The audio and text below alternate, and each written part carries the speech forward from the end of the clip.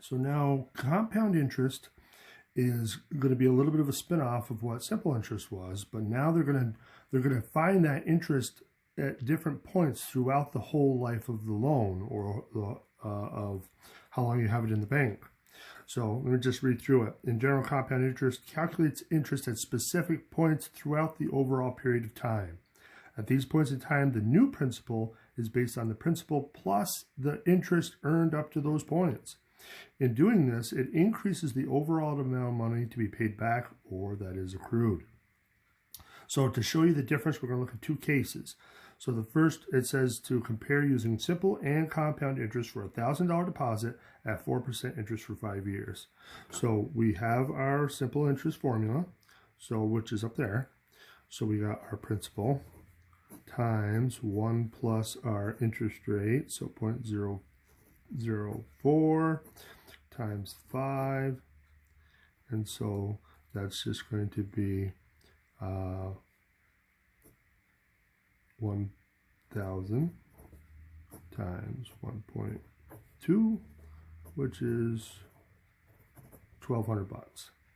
So we have $1,200 when we use our simple interest formula. Now, with compound interest, we're going to do things a little differently. And in this case, I'm going to compound it annually, just for this example. But we're going to see that there's lots of different ways you can compound it. So we got our 1 plus 0.04.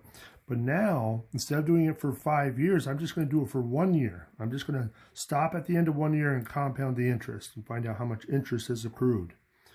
So if I do my future value formula, so this rate in here is just going to be 1,000 times 1.04, which is $1,040. So we got $1,040 at the end of first year. That's our future value at the end of 1 year. But now I'm going to take this and use this as my principal for year 2. And so now everything else is the same. I'm still going to compound it for a year, for year 2. So now if I put all this in, so I got 1,040. Now remember, this is just going to be equal to 1.04, just like it was, oops, just like it was up here. So I'm just going to multiply it by that. So I get $1,081.60. So $1,081.60. So now I'm going to do the same thing. I'm going to use that for year 3. And I'll just rate 1.04. So if I multiply this times 1.04, 1124.86. 1124.86. And now I got my year 4 principal.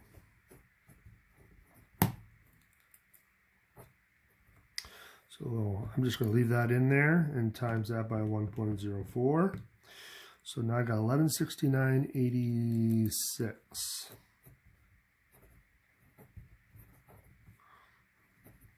And then I can do my year 5. Now you can see that this would be a very lengthy process if you had a 30-year loan or something like that.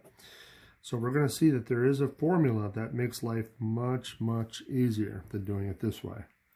So let's just finish this off. So 12/16/65.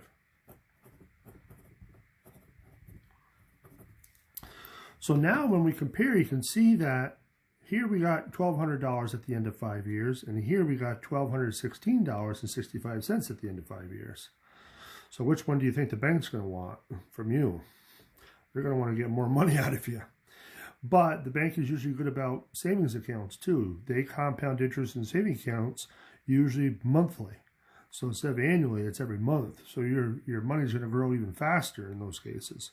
So we're going to analyze all the different ways you can compound right now. So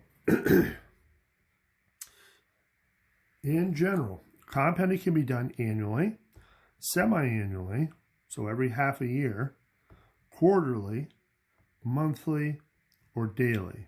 Those are the 5 major ways. Now, for the upcoming formula, we will use this information to determine how many compoundings per year, as well as the total number of compoundings that occur for a given problem. So, a couple of examples just to show you what I'm talking about. If I said something was compounded quarterly over 3 years, well, quarterly should automatically make you think of 4. So that's important. So quarterly is going to be the 4, and then over 3 years. So all they're going to do is take the 3 years and the 4 compoundings per year and multiply them to get 12. So this is just 4 times the 3. So now look at monthly. Monthly, you should think 12. So that's going to point you to the 12. And then because it's for 4 years, so again, we're multiplying those 2 numbers, and that's where the 48 comes from.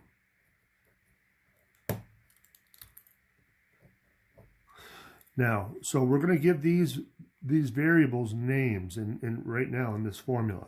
So if P dollars is deposited at an annual interest rate of R, compounded M times per year, so that was this quarterly and monthly, that's what M is going to be, and the money is left on deposit for a total of N compoundings, then the future value A, the final amount of deposit, is calculated as follows. So we have this pretty messy looking formula, but we're going to break it down. So again, A is still the future, P is the present, the principal, R is our interest rate, M is the number of compoundings per year. So remember, if it's compounded annually, then M is going to equal 1. It's once per year. So make sure you can see it. So semi-annually is going to end up being twice. M equals 2. I got weak lead. Quarterly, I already said before, is going to be M equals 4. Monthly is going to be M equals 12. Daily, you should be able to conclude that that's going to be 365. So we should always know what M is based on the wording in the problem. So if it says quarterly or whatever, we automatically should attribute that to a specific value of M. Now, N is in the exponent here, but there's a shortcut for that. N is equal to M times T. That's always going to be the case, but make sure that T is in years. It has to be in years, otherwise it doesn't work. So if we wanted to do this first problem, we could say our $700 times 1 plus R, which in this case is 3%, so 0.03 over M. So it says it's compounded semi-annually, so right off the bat we know M is equal to 2. So that's going to be our denominator. And now for our exponent, M is equal to M times T. So this is going to have to be 2 times, and T is 6 years. So that's 12. So we should get 12 as our exponent. Now, if you're not sure how to do exponents in your calculator, again, I have a simple one here, but it'll do the trick. Now, the way you should almost do this problem is kind of backwards. You want to do the parentheses first. That's still going to be the primary thing. So let's do the division. So 0.03 divided by 2 equals that. Well, not times, divided by. 0.03 divided by 2 equals that. Now we got to add the 1. And now we got to raise it to the 12th power. So to do that, we have a button right here, YX. So that's your exponent button. So if I hit that, and then I type 12 and hit equals, that will raise it to the 12th power. And now I have to multiply that result times the 700. I know it's a little bit of a process, but once you get the hang of it, it goes pretty nicely. So 836.93.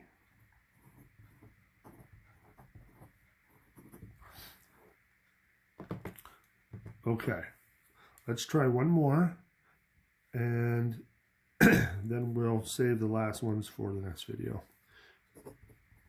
So we got our principal of $2,500.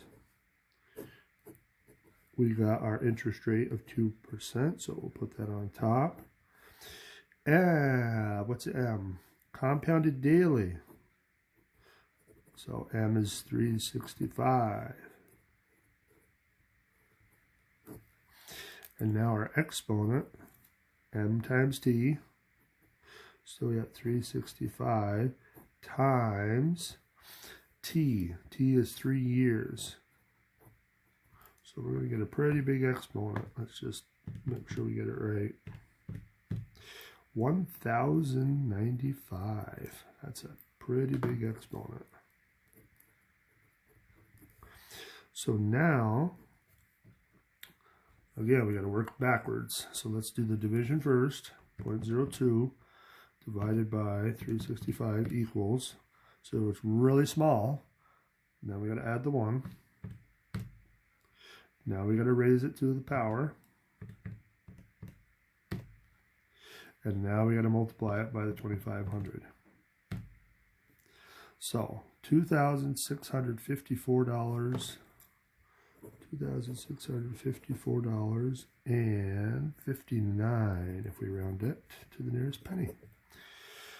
All right, so so we can use this formula in to find our future value. So it's a little bit faster than trying to do simple interest a bunch of times for a specific problem.